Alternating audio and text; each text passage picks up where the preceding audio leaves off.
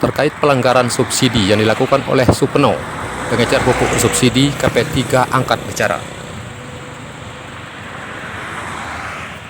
Menanggapi penyalahgunaan dan pelanggaran dalam penyaluran pupuk bersubsidi yang dilakukan oleh Supeno selaku pengecer pupuk bersubsidi di Desa Sri Menanti, Kecamatan Bandar Sri Bawono, Kabupaten Lampung Timur, yaitu telah menjual pupuk bersubsidi di Kecamatan Labuan Meringgai yang bukan wilayah kerjanya.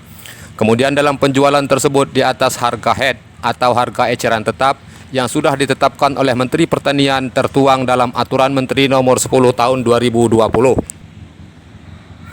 KP3 melalui Kasih Perekonomian Okta Perdami angkat bicara dan akan segera menindaklanjuti laporan tersebut sesuai dengan Poksi KP3 Kabupaten Lampung Timur yang beranggota terdiri dari Kasat Intel Polres Lampung Timur, Kasih Intel Kodim, Kasih Intel Kejari Lampung Timur, dan Bagian Perekonomian Pemerintah Daerah Kabupaten Lampung Timur.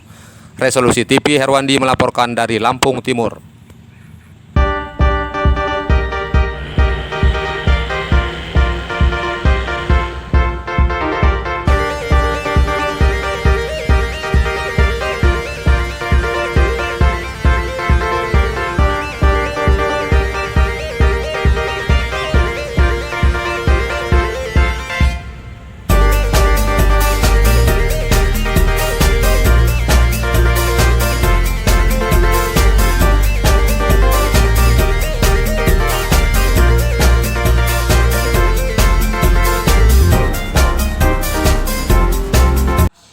Selamat siang Pak Okta. Oke, selamat siang. Saya mengacu ke pemberitaan dan temuan kami di lapangan terkait penyaluran pupuk bersubsidi oleh pengecer yaitu Pak Supeno di Bandar Sri Bawono yang menjual pupuk bersubsidi ke lain kecamatan atau berbeda wilayah sekaligus di atas harga head. Apa sebetulnya tanggapan dari KP3? Untuk pelanggaran bagi pengecer ya, iya. KP3 itu hanya punya kewenangan memberikan rekomendasi kepada distributor agar pengecer tersebut dicabut izin usahanya. Itu sebagai sanksi administrasi Dari KP3. dari KP3. Itu pun apabila memang sudah terindikasi ada penyelewengan seperti menjual pupuk di luar wilayah kerja ya Pak ya. Yeah. Atau dia menjual pupuk di luar daripada kelompok petani. Artinya itu jual bukan disalurkan. Yeah. Apabila memang sudah ada terindikasi memang terjadi penyelewengan oleh pengecer dan ada laporan ke KP3 melalui media atau dari masyarakat atau dari petani ya, Pak Erwan ya, itu nanti kita tindak lanjuti berikut sama PPNS akan kebenaran temuan di bawah.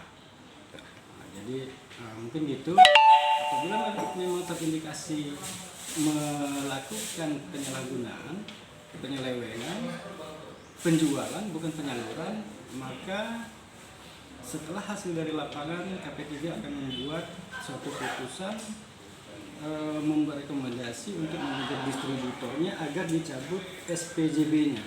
SPJB apa Pak? Surat perjanjian jual beli. Karena SPJB itu dibuat antara distributor dengan pengecer. Itu aja Pak. Nah, kemungkinan kalau seandainya memang sanksi administrasi mereka tidak membuat efek jerah kan gitu, atau memang kesalahan mereka memang sudah fatal, itu sudah di luar daripada kewenangan KP3. Nah, mungkin itu Pak. Dan untuk mencari kebenaran itu sendiri, apakah melibatkan penegak hukum atau tidak Pak? Kita tim itu sudah lengkap Pak ya. Ya. Tim KP3 itu dari Kasat Intel Polres ada, Kasat Intel Kejari ada, udah itu Pasi Intel Kodim, di situ sebenarnya sudah ada semua.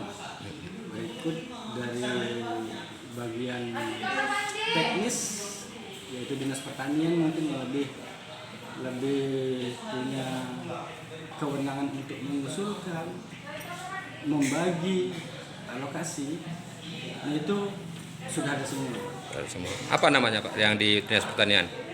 Yang di dinas pertanian di situ ada Pak David. Pak David sebagai kepala dinas pertaniannya. Bagian PPNS-nya, penyidik pegawai negeri sipil khusus untuk pupuk, Pak Herianto, Pak. Herianto ya. Iya. Jadi bidang pengawasan dan pembinaan itu sendiri Pak, ketika memang si pengecer ini sudah tidak bisa dibina lagi dalam menyalurkan pupuk bersubsidi, itu apa sih Pak yang akan dilakukan? Apa mengumpulkan data untuk dilanjutkan ke ranah hukum? Itulah yang saya katakan tadi. Jadi kita tim dari KP3, tapi bukan tim besar ya Pak ya. Ya. Artinya kita masih tim kecil. Ya. Untuk mencari kebenaran itu mungkin yang lebih tepatnya Pak Herianto sebagai PPNS-nya. Iya. Karena dia tahu semua aturan di mana letak salah dan tidaknya nanti atas hasil penyidikan dia. Itu nanti akan kita kumpulkan, itu dasar kita Pak. Ya. Akan kita kumpulkan kalau memang dari hasil pemeriksaan beliau, pemeriksaan kami ke lapangan ternyata memang betul ada indikasi seperti penjualan. Penjualan itu artinya bukan hak petani, di luar daripada petani yang memang sudah ditetapkan. Itu namanya penjualan Pak. Tapi kalau dia ke petani itu namanya penyaluran. Ya. Penyaluran. Artinya kalau dia sudah bahasa menjual aja dia sudah salah. Sudah salah Pak ya. Sudah salah. Dan apalagi kalau dia misalnya mengeluarkan DO di luar daripada kecamatan itu sudah salah. Sudah salah. Ya. Tapi kalau dia memberikan DO masih dalam kecamatan itu sendiri, mungkin Pak Herianto lebih mengerti lah nanti di mana letak salahnya. Menjual pupuk bersubsidi di atas harga head sendiri apa menyalahi aturan Pak? Oh, salah Pak. Salah Pak ya? Salah. Mutlak salah Pak? Bahasanya sudah jual. Sudah jual Pak. Kita sebelum pupuk subsidi itu diturunkan, kita ada namanya penyusunan RDKK. Ya. Itu melalui Dinas Pertanian. Artinya itu sudah jelas hak-haknya petani yang sudah termasuk di dalam RDKK itu. Apabila dia tidak ada dalam RDKK, berarti dia tidak punya hak Untuk mendapatkan pupuk bersubsidi tersebut. mendapatkan pupuk bersubsidi tersebut. Karena di situ penetapannya banyak kriteria Pak. Itu melalui Gapoktan mungkin nanti penyusunannya. Udah itu di verifikasi sama penyuluh, kan gitu. Ya. Baru dia masuk ke Dinas Pertanian. Nah itu untuk penetapan alokasinya. Nanti akan ditetapkan SK alokasi. Itu sudah dibagi Pak, setiap kecamatan sudah ada. Bahkan per pengecer pun sudah ditetapkan. Nah, mungkin itu Pak. Oke, terima kasih Pak Okta Perdami atas informasinya.